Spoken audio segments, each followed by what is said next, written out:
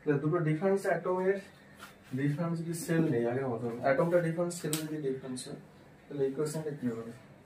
আমরা ওটা মুছে দিলাম, অ্যাটমও ডিফারেন্স সেলও ডিফারেন্ট।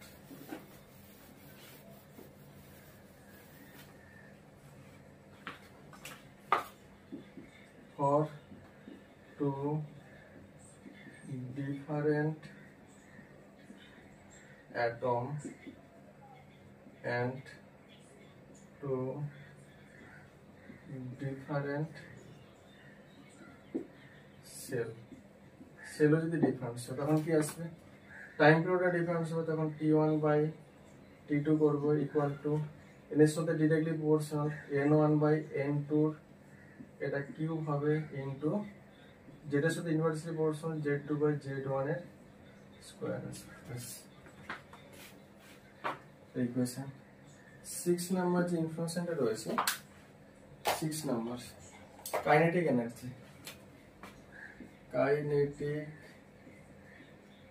এনার্জি, কাইনেটিক এনার্জিকে কে ই দিয়ে রিপ্রেজেন্ট করলাম।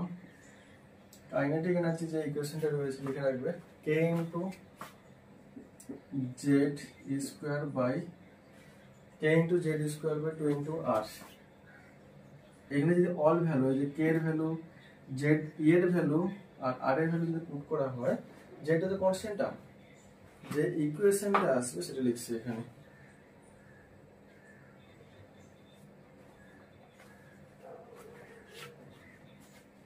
যে ইকুয়েশনটা আসবে এখানে 13.6 into z square by n square electron volt per atom, electron volt atom per atom. 13.6 into z square by n square, ঠিক আছে।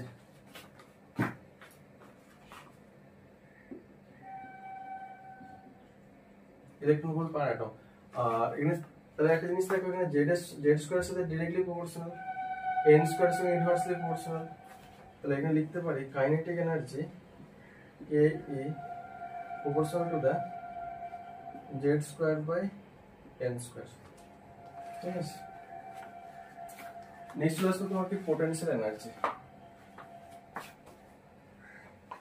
উপরটা লিখে আছে 4th নাম্বারটা।